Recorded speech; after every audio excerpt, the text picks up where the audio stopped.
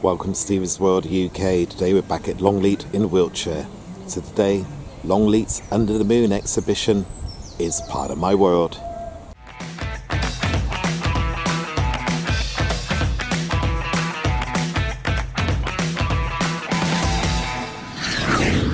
In Under the Moon you can discover the wonderful creatures of the dark who have inhabited the Longhouse under the light of the moon. Then explore Longleat'S nocturnal wildlife with dramatically enlarged straw sculptures in the open air. So first up in Under the Moon sculptures is the Hedgehog.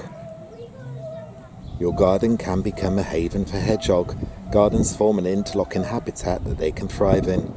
Firstly, ensure if your garden is fenced or walled, there is a gap that will allow them to pass through.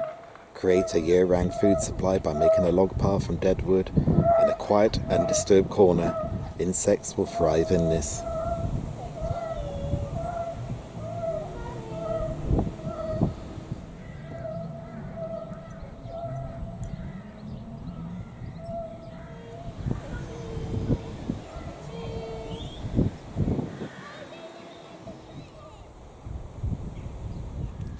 So the owl that is taking centre stage is classed as a silent hunter.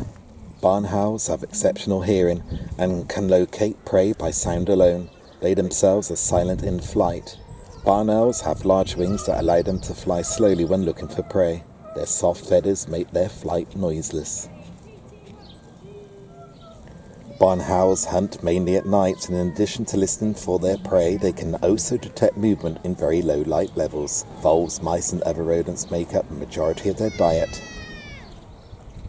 Is it a toad or a frog? The common toad is greeny brown with warty skin and has short back legs. They walk or crawl to get around. The common frog has longer legs and is able to hop. Their spawn also differs. Toad spawn is laid in long strings and frog spawn is laid in large clumps. Common toads are best spotted at night as they are nocturnal.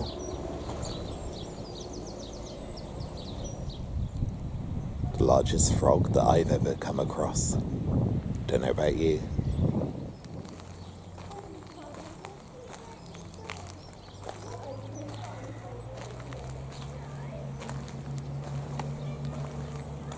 Slimy yet satisfying.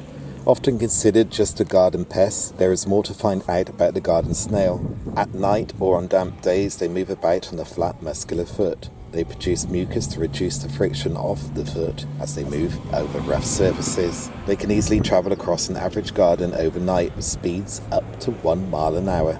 So most of these statues are made up of a mixture of straw and grass. They make up the attraction of Under the Moon.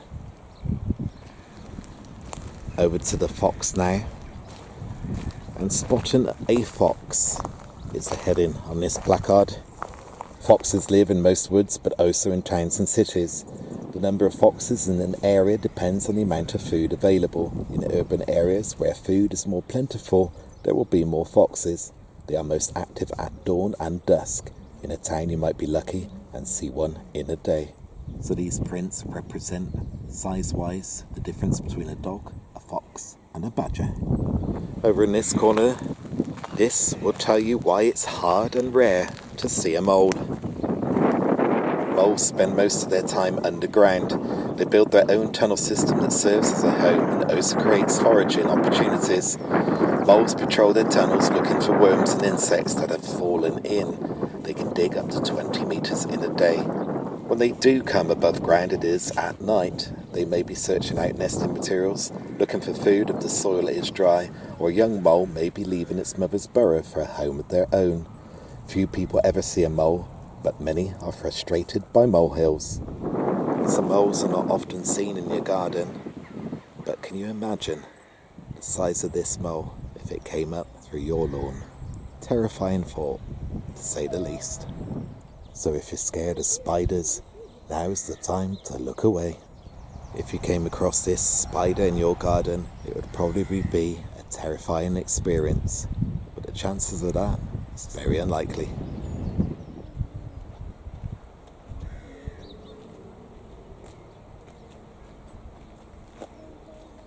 The busy nighttime work of the garden spider can be seen on a crisp morning.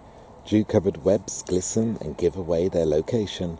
Garden spiders are from a group collectively known as Orbweavers. They build and repair their webs overnight. Orb webs are the most complex spider webs. They are constructed using radial threads on which they layer spirals of silk.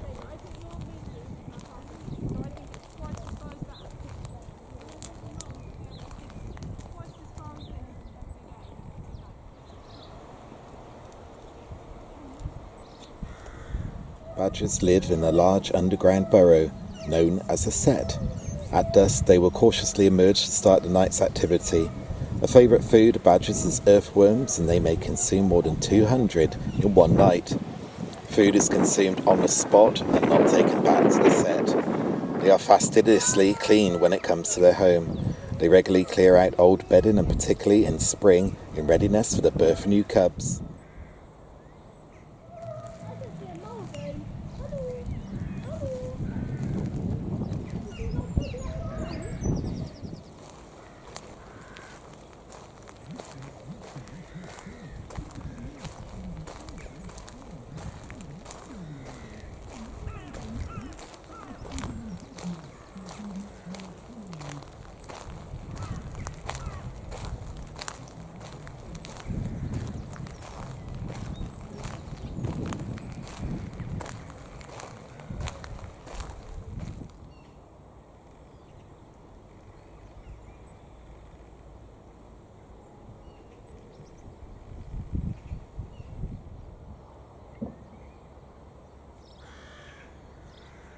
So that's going to do it for today.